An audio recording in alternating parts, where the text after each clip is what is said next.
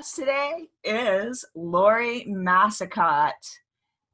Lori is a sober lifestyle coach for women over 40. Oh my gosh. Podcaster, certified nutrition coach, and lover of all things midlife. After 8 years of going through perimenopause while drinking 2 bottles of Chardonnay in one sitting, Lori decided to take the road less traveled and quit drinking after 3 decades of being a party girl. Lori teaches women how to create a healthy lifestyle, both mentally and physically, so they can stop numbing out and start feeling happier and more confident in the middle of life, alcohol-free. I am kind of passionate about the subject that we're going to talk about today. I personally was never taught anything about menopause or perimenopause or what to expect as we grow older. And this seems to be a conversation that many of us women don't even want to think about. We're afraid to have. We're trying to avoid it. We hope it never happens to us, but I hate to tell you, at some point it will. And some of us feel ashamed of the symptoms we're having. We're told that it's either in our head, or some of us haven't talked about it. We feel completely alone in this. So we're afraid to discuss it. We're ashamed. Like it's like we have a disease, but menopause is not a disease. So I just want to say for myself personally, I was holding on to where I had been before, okay? I was afraid of where I was going, the big M, and unable to embrace where I actually was in the scheme of everything, you guys. Many firsts for me. I felt alone, lonely. I had anxiety for the first time ever. I didn't even know what anxiety was. And all of a sudden, I had it for no reason. I realized I was depressed. I've not experienced depression myself personally until now. But once I realized I was depressed, I actually felt a little better because I know what to do for depression. So I was like, okay, I'm always helping other people with this. So I felt like something was missing. My hormones were missing. I had none. And my kids, oh my gosh, my reason, my why, all of a sudden they've moved to all ends of the earth. And I was just like, oh my God, what am I going to do now? What am I going to do with the rest of my life? I had brain fog so bad, too, that I couldn't even remember the word when I wanted to describe what was wrong with me. I'm just like, so I just think if you are a woman at some point, you're going to experience some of these things.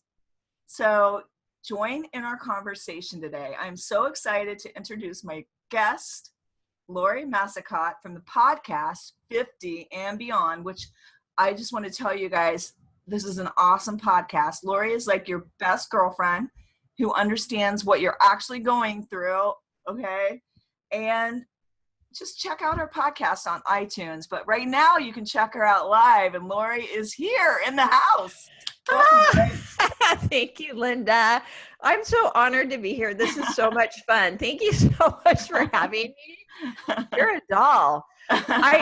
Yes, thank you. I love what you're doing. I love that you're doing this live on Facebook too, and that you're spreading this message so everyone knows, yes, we are not alone. Let's all hold hands together and figure this out.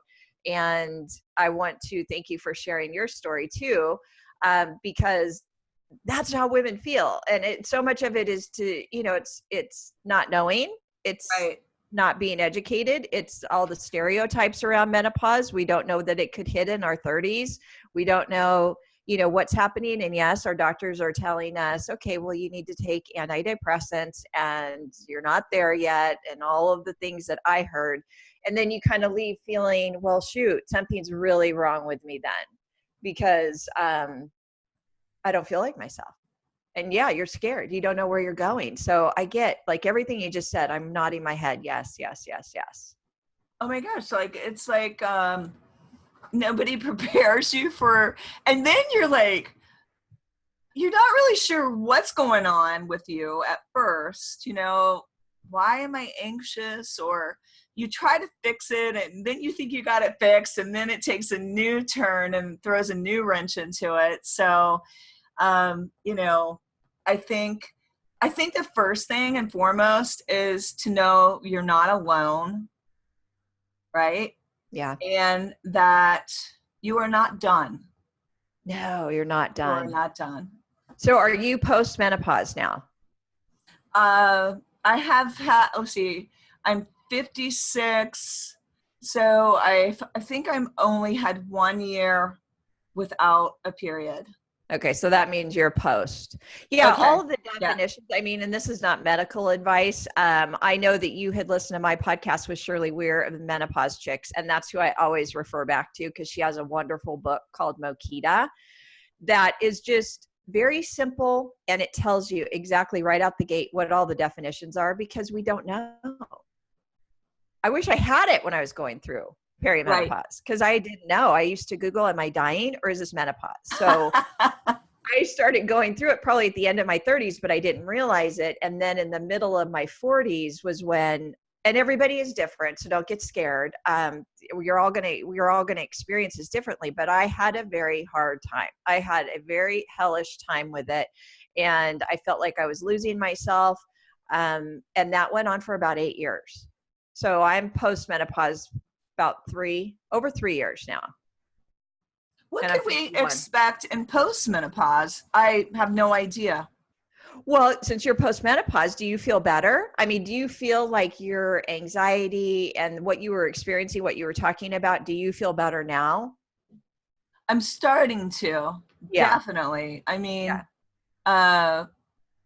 so post-menopause is what exactly? 1 year or Yeah. without a I mean, period? honestly, the way Shirley describes it, I have to refer back to her because I've learned so much from her. I like Perimenopause. Yeah. So it's like pre-perimenopause. That's after you're 20. So from 20 on, I believe is what the age is, you could start transitioning into this stage of life. So it's like pre-peri, then perimenopause where you're going to feel the symptoms. So when people talk about anxiety and the depression and your cycles are way off and you're having headaches and breast pain and heart palpitations and all of those things, hot flashes, that's in perimenopause. And then menopause is just one day. So menopause is the anniversary of the first year that you have gone without a cycle. So let's say you had your last cycle February 1st of 2018. Your 1 year date would be your menopause date, and that would be in 2019, February 1st. Okay, I think we're at that anniversary. Yeah, then so that's like, oh, hello, post-menopause. Now, and I started to feel a lot better probably going into that first year post is just like, okay, things seem like they're starting to level out, and I've never taken any kind of hormone therapy or anything like that. And that's for you to discuss with your doctor because there's so many different options. You don't have to suffer. That was just a personal choice for me, and I never rule anything out. But I think from where I used to Google, am I dying? Or will I ever feel better? I've answered that question that yes, I feel so much better. So there's always hope. I love it. I love it. So with postmenopause, because I mean, it's just this crazy journey when you're going through the peri, where you're having like cycles where you got to stop every 10 minutes to go change so you don't bleed through, right? So just to put it mildly, and you think, am I hemorrhaging? And you have like all of these things going on. And then you get to the menopause, which is all the hot flashes. I mean, I definitely had those. I remember when it peeled my clothes off in the middle of the bank, I was just on fire. And during a mortgage, like we were like, I think changing our mortgage. And I was just like, is the heat on? Like I was like dying. And I remember waking up in the middle of the night feeling someone like stuck me into a light bulb. Like all my hairs were standing on end. And I felt forever changed, you guys. Like I was like, okay. And that was the beginning into menopause. And now I don't have all of those symptoms.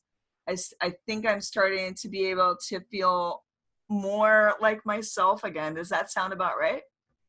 Yeah, I think so. But again, everybody experiences it so differently. And I feel like the hot flashes and what most people talk about, and I think we're going to get into this conversation, is what they equate to menopause. Like an old lady having a hot flash, like the cartoon with the dripping sweat and just looking like My manic. hair went straight. Yeah, it's like, that's what menopause is. So the reason that I love talking about this so much and getting it out there, because I feel like because of social media and the internet and everything that we're learning nowadays, we can share it with our younger generation so they don't dread it. They know what's going to happen to them. They know the changes to look for, and everybody just needs to educate themselves and become their own advocate in their health.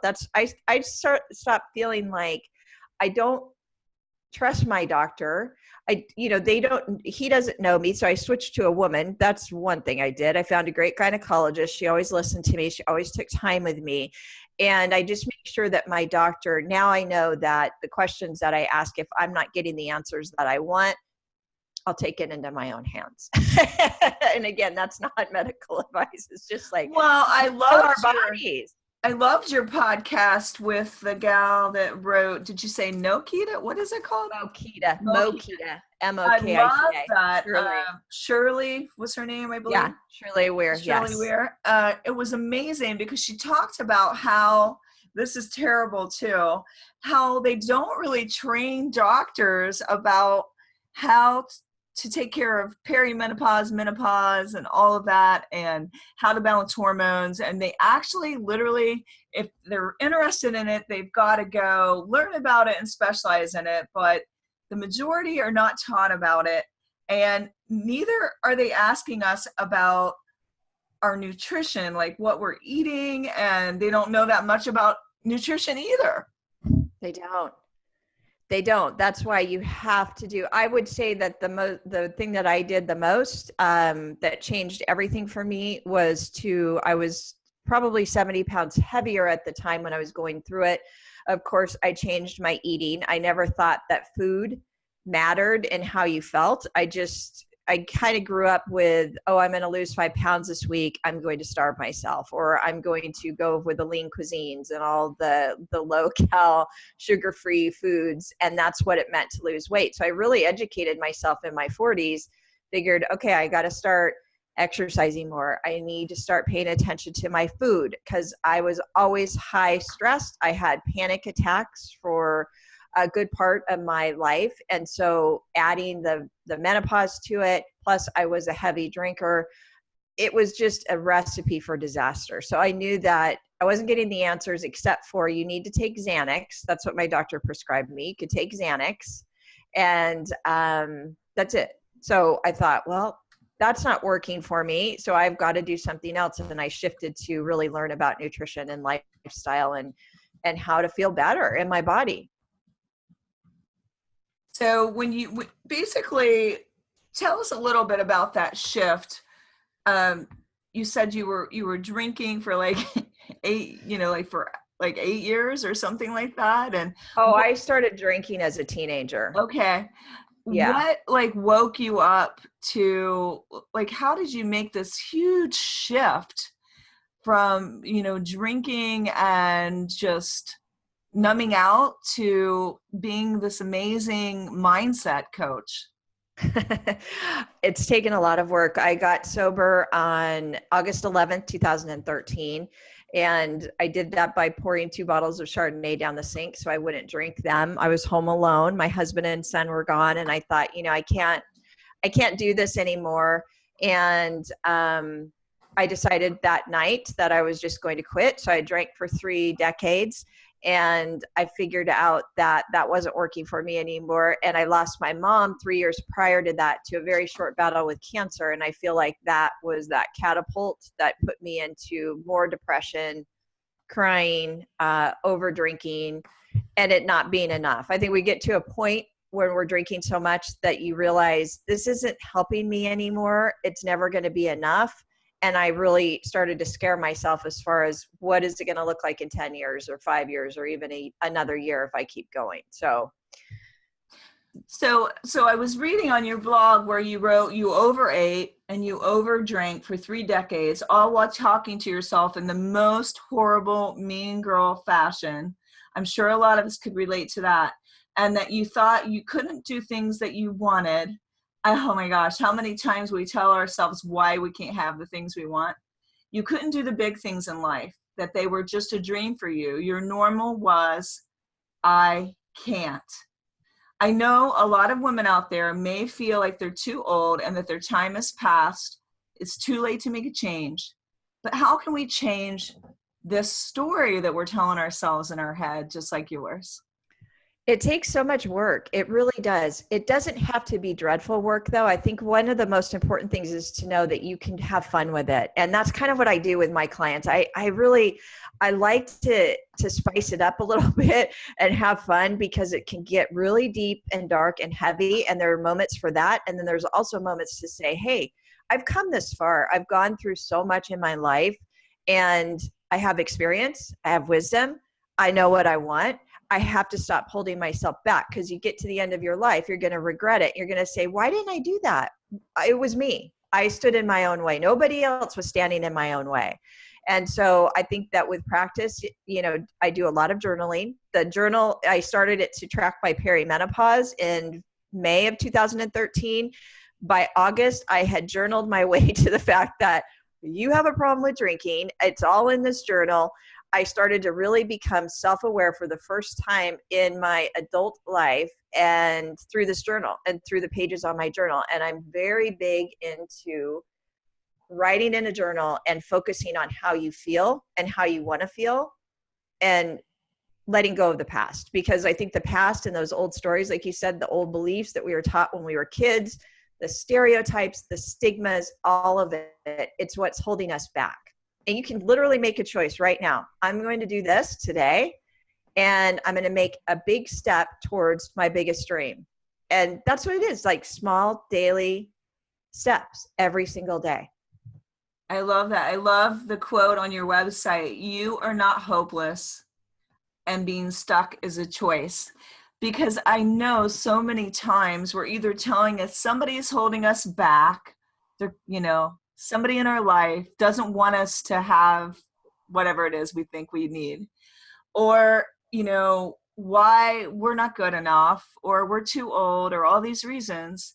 And really, it all boils down to you are not hopeless, and being stuck is a choice. Just like you said, I love how you spelled that out there.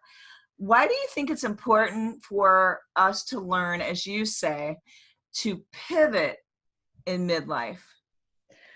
I think it's just exciting. I mean, if we're constantly doing the same thing over and over again and we're not getting the results, it's just, I think the quote, now I'm going to totally mess it up, but it's like the definition of sanity is doing the same thing over and over again and expecting different results. So it's like pivot, go take the road less travel. I always say this to my clients, you're taking the road less travel. If you have drank your whole life, if you're stuck in society thinking that everybody drinks around you, what will you ever do with your time and your life? How will you ever be able to socialize again? It's all the things that I told myself.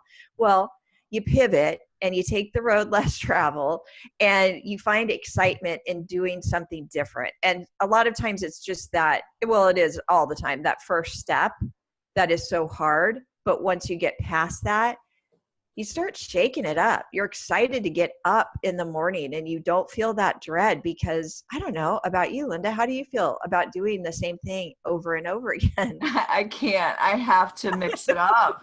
I got to have some excitement, you guys. Yeah. I love And that's adventure. what it is. And I think so many women are doing that, but then there are so many women who are not, and who are just stuck in that, well, I can't do that. I can't do that. That's for somebody else. That's somebody else's life. It's not true. Just BS. Exactly. It is BS. And it's the same BS you've been telling yourself. And that's why you're not doing those big dreams. But what happens is you hit a certain age, like I did when I hit 50, and my dad passed, and I was just like, oh my gosh, my life is half over. If I don't do the things I've always wanted to do, I'm going to be gone and I will have never done them. And whose fault is that going to be? It's going to be mine. And I just took responsibility I owned my stuff and realized that I just realized nobody is stopping me from doing the things I want to do but me, because if somebody is stopping you, it's because you gave them permission to stop you. So, I mean, really give yourself permission to do these things that you want to do with your life. Yeah, I love that. And isn't it's hard. It's kind of like, I feel like my mom taught me so much about life, and she was really like how I am now. And I always leaned on her because she always fixed things for me. You know, she was just like, Lori, stop worrying so much. Like, life is too short. You know, she had all these things that she would say to me. She's such a great woman. And she taught me so much about death, and same probably with your dad. You know, when they pass on, we learn about what death is. And then also, if you are in the middle of life, with so many women are right now who are losing their parents or taking care of their sick parents, we see this mortality. Like, what am I doing right now? It is death. And losing our parents, I think that could be a really big shift in our lives. And or just losing anybody really close to you. I think it makes you reevaluate where you're at and if you're making the choices you want to be making. Yes, I just recently, when Luke Perry passed away, he was 52. I'm going to be 52. And Luke Perry was a big part of my 20s. And I thought, oh man, you know, you just hear that and you readjust and you think, okay, let's go. Let's stop holding ourselves back. Right. And you realize that, you know, life is here today, gone tomorrow, or it can be. And so if you're really like in your 30s and you can't relate to this, just realize that every day, each of us, we're getting older, and we really, truly, I believe, we're the sum of our choices. It's true. Yeah. And I like what you said here. You said, I had two roads in front of me. One was the road of comfort and complacency. Okay. Like our comfort zone, right? And the other was the road of excitement and experimentation and the terrifying unknown. Why are we so afraid of the unknown? That's like, you know, because it's not comfortable. There you go. It's hard, and it makes you feel vulnerable, and people don't like to feel vulnerable. And I never thought I would be talking about my drinking or anything like this publicly. I never did. And it took me 2 years into my sobriety to find Instagram and social media and realizing that other people were doing it. And I have felt this strong pull that this is what I needed to do, to talk about it, because when we hold it in, we feel so much shame and we're embarrassed by it. And that's why I say we're not alone. You're not alone. Yeah. We're so much alike. When we meet women and just have a conversation, you find so many similarities with each other, and you feel like, okay, that's comforting. That's comforting to be able to tell somebody what you're going through and just releasing it, just getting it off of your chest, you know? And I love social media for that. And I love the fact that there is that shame that builds up after so many years. It exhausts you, it wears you out, and you're able to make the choice that I want to let this go, but I need to talk to somebody about it. I love that. That's kind of how I started my whole journey too, was into podcasting, was just releasing shame and things that I thought I would never be talking about to anyone. It was, you know, something you kept in, and it was, you know, you think it's hidden, but it comes out in some way. You know, if you don't deal with things that are deep down inside, they come out in some way. And once you talk about it, it's amazing how much of a release that is and how it draws people to you. You feel free. Yeah. I always say, it's like nobody can hold anything over my head. I'm speaking it. Like I'm speaking my junk, my mess. And podcasting is great for that. Well, I love it. And I know it was so funny because I had this morning, when I'm working out, I get all of my juices flowing. I get all my ideas and my creativity. And it was just pouring out of me like a river. And I was writing down things. And it was probably the same morning, all of a sudden, I saw you alive on Facebook. You alive, a live. Thank You God. were alive. It was a live. I was live. And I was like, oh my God, she is speaking my language. I love this woman. And so I felt this synchronicity in what we're trying to convey and what we're all about. So yeah, it's like, I know you're in my Facebook group. I love that. Yeah. Yes. Thank you so much.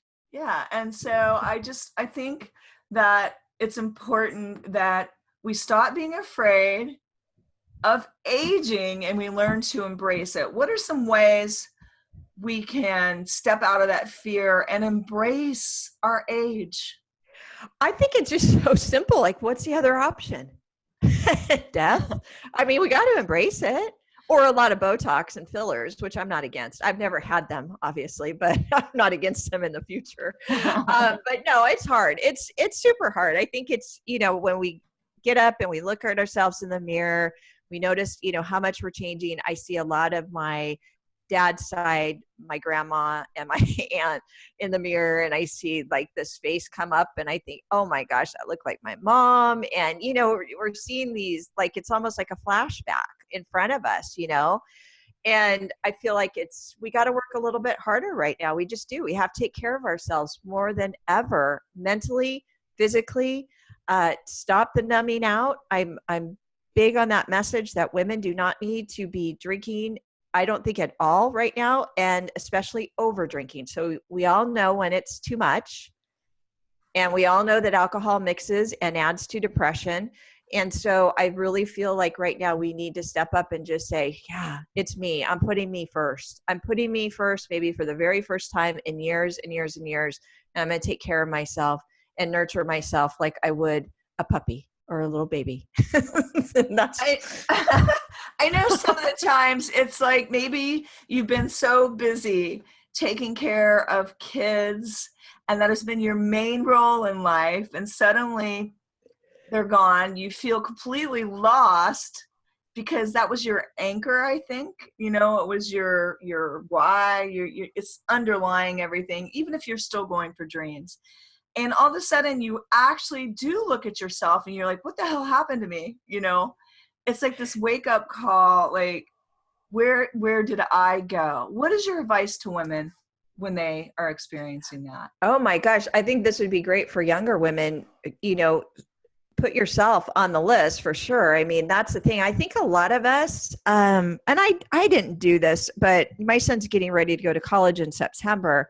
I feel like a lot of us avoid ourselves and we avoid what we really need because we have the reason that we're taking care of others and we're taking care of our kids and we're a mom and we're not separating the two. You're a woman, you're a mom, you're maybe a wife, a sister, friend. I mean, there's so many different categories that women are under.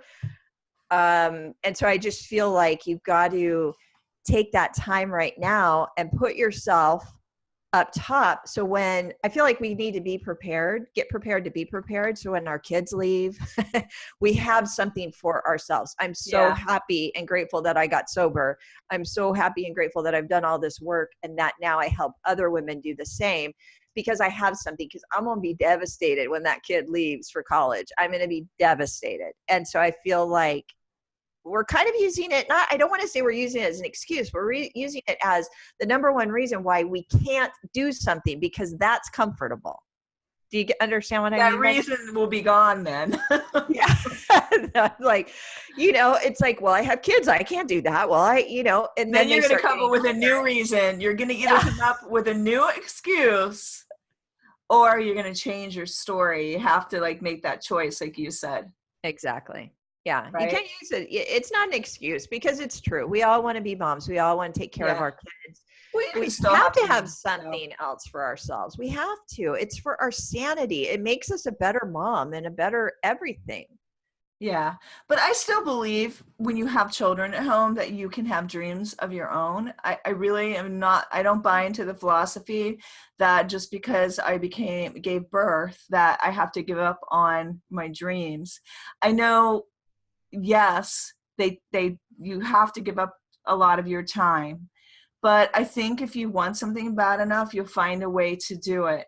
And I think, when your kids do leave home, you may be, I think the reason why we come up with the reason it's my kids, my husband, my this, my that, I'm too old, is because it requires something of you. You could fail going after your dreams. It's not comfortable. It's a little scary. But I'll tell you what, I believe it's always worth it. It's always worth it because life is going to pass anyway. Yes, I love that. It's so true. I always Yeah. use that. Time is going to pass no matter how you spend it. And it's Right. true. And it's just that fear. It's just getting past it. But you have to take like that first step, just whatever you're scared of, do something, anything that you're scared of and prove yourself wrong. And then you're going to gain confidence in yourself to keep going forward, because staying stuck in it, you're not going to advance. You're not going to grow and evolve. And then you're going to get to that end of your life and say, well, shoot, darn it. What did I do? Why did I do that? Why didn't I do that? What are some of the challenges or fears that you feel like are, let's just call them out today, so that somebody out there that may be feeling these things can identify and feel a little less alone? So what would you say the challenges are for women 40 to 60? What are their like main challenges they're facing? I think we've talked about a lot of it. I think that what you just said, the fear of failure, I think that's it. I think because of those old stories, and maybe we tried something in 1985 and it didn't work, so we're never going to try it again, right? We're still holding on to that. 1976, I tried to do something, but now I'm still holding on to it. It's like letting that go and then stepping into that fear. Fear is first. Like I hear, I talk to women and they want to do a group program that I do, or they want to sign up for one-on-one coaching, and they say, I don't know if I can commit to this. I don't know if I will do it. And especially when we're talking about a big thing like quitting drinking and staying sober, and doing it, we're already so scared of it that we're talking ourselves into the fact that we can't do it. And I think that just that fear, of course, there's all kinds of things in the middle of life that's giving us so much anxiety and worry, and it's keeping us up. We're not sleeping. We're not taking care of ourselves. Yeah, I kind of trailed off on that question. What was the, what was the initial question? No, it was just basically, what do you feel like are the common fears that women are facing? Oh, okay. Yeah, I think fear of change, fear of doing something different, fear of failure, fear of embarrassment, fear of what other people's opinions, they don't matter. You have no control over them. It's like, what are we trying to control other people's opinions, no matter what? Even if they tell us to our face, they're the closest person that we have in our lives. We don't know what they're really thinking. If they don't think that, we have no control over it. So you have to let it go. Like just those things are just fear that we've been carrying around since we were little girls. Fear of getting old, right? Oh yeah. Why are we afraid of being old? I think just the whole point of it is the fact that what we're talking about is we're not going after our dreams. We're feeling like life is going to be over soon. Menopause makes us feel like that. We fear the fact that we don't look like ourselves. We can't fit into the same pair of pants that we wore when we were 25. All of it. I mean, we're comparing ourselves to our younger selves, and it's sad, and it's like we're in mourning. But what we don't realize, and what you can do just right now, is just make that adjustment in your mindset and say, okay, I'm the same me. I'm just a new version. I'm an up level. I keep leveling up every single year of my life. Like, this is me today. I'm going to own my age. I'm going to start changing things up. So I'm excited in the morning. It could be the littlest of things: getting your hair cut a different way, coloring it a different way, wearing a different shade of lipstick, or a different type of makeup, or a different type of outfit that you would not normally wear, but you've always wanted to. Like, just shake it up and stop being so scared of it. Right. embrace it. Just embrace it. And Embrace it. what is wrong with getting older? What is wrong with aging? Really? I mean, I think people are afraid they won't be loved, they won't be liked, they won't be beautiful. I mean, did you love your grandmother? I mean, I know. I I love think mine. She was like my yes, there are so many women out there that you could use as mentors and look up to them who are aging, and I go back just to celebrities that are doing it and talking about it. There's so many women out there, but yeah, there's nothing shameful about it. And I think that women, we just get stuck in feeling like we're useless. We're not of worth. We're not good enough. Yeah, that we're not important, that we're invisible. That maybe somebody wouldn't be attracted to us just because of the number on the calendar. And I think if you're vibrant and you're alive and you're lit up inside, that's what makes you beautiful. Yeah, it does come from the inside out. Everything comes from the inside out. Who cares what the number on the scale says? Who cares? Stop judging yourself on those numbers and the age number. I mean, honestly, I feel like we all just need to turn on some really good rap music and dance every single day when nobody is watching us and let it all out. It's like, that's the best medicine that I have for myself, is dancing to loud music or just singing really loud in my car when I'm by myself. It just snaps me out of a funk. But wait, I'm too old for that, right? No. People do say that to themselves, though. Stop saying those things to yourself, right? Stop being, what did you call it? Your mean girl? I think the inner mean girl, your the inner bully. Mean girl. Oh my gosh. We all kind of have one, and you got to knock that inner mean girl off your shoulder and replace it with, I am beautiful. I am worth it. I am amazing. My gosh, I love that. It's true, because I think even the smallest of things, you got to catch yourself in. Like somebody will say something and, oh, you should try this. And I'm too old for that. Or I'm too old for this day. Or I'm too old. I can't go outside. Anything like that, you got to just say, wait a minute. Why did I just say that? That's so silly. I'm not too old. I don't care if you're 85, 95. That's just, stop talking to yourself like that. I really think that it's a state of mind, that youth is, you may be getting by a lot, you're getting older, but I really feel like the spirit of being young is all in your mind. Like, it's the way you embrace challenges. It's the way you're still trying, going after doing new things, and not just being complacent and in a rut and in your comfort zone where nothing fun is happening. Yeah, it is. It's hard to do it, especially if you've been in that comfort zone for a really long time. But once you do it, both Linda and I know that if you do it and you start challenging yourself, especially challenging your thoughts and those old beliefs, that's where you got to start saying, wait a minute, is that true? No, it's probably not. If you learned it back in the 60s, it's like, that's, stuff that we were taught when we were growing up. You got to challenge those things and say, that's not who I am today. That's not what I want. That's not what I believe in. What do I believe in today? I think most women want to avoid that. Like, if you ask somebody, who are you? What makes you you? I don't know. Is it your hair? Is it your makeup? Is it your body? No, it's what's inside of you. Yes. You. Yeah. There you go. That's really good. That's some good stuff right there. Get down to the bottom of it.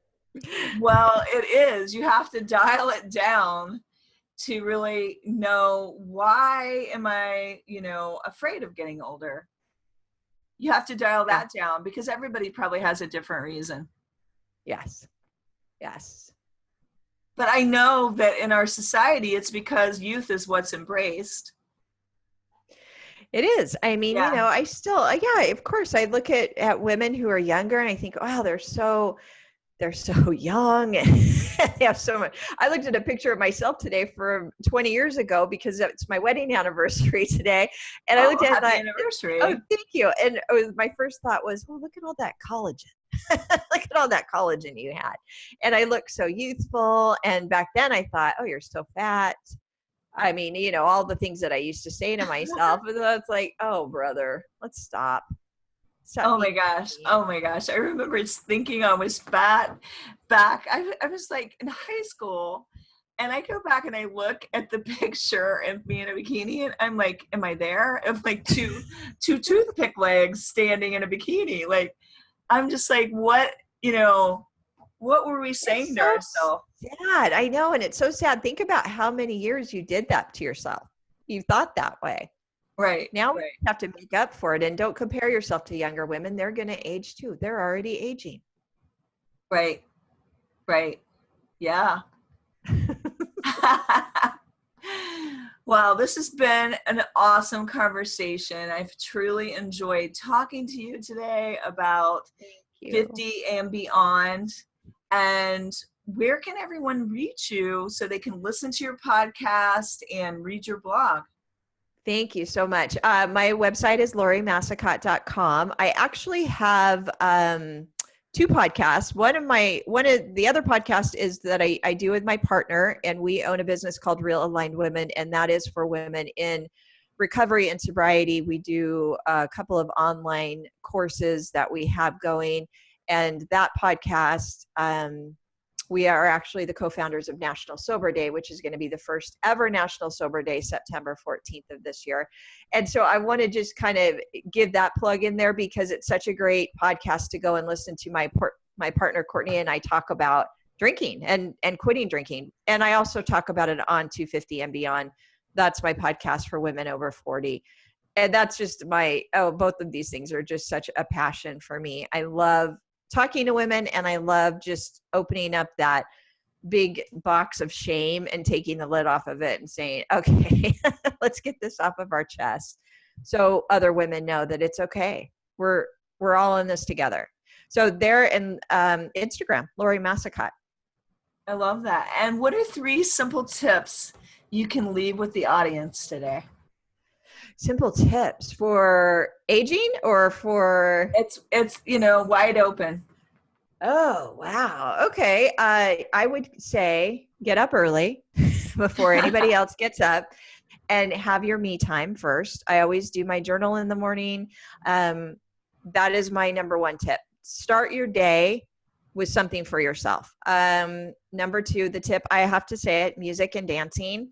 That is a way for you to get exercise in, because exercise is a big part of my life. So you got to get exercise in, and it's for your mental focus and your confidence and just your happiness level. So turn on some music and dance. And then number 3, hydrate with water. Yeah. Oh my gosh, that second tip, I just put an article on Facebook that states how dancing keeps you cognitively young, and it helps slow down aging, that and exercise. So that second tip was huge. And of course, water, right? And me time. Oh, great. Yeah. Thank you. Oh my gosh. I love everything you have said today. And make sure you guys let us know if you had any questions, what else you'd like to hear on the podcast, and give Lori a great shout out in iTunes. Leave her a glowing review. Thanks, everybody. And thanks, Lori, for listening to the Sisterhood of Sweat. Thank you so much. Thank you.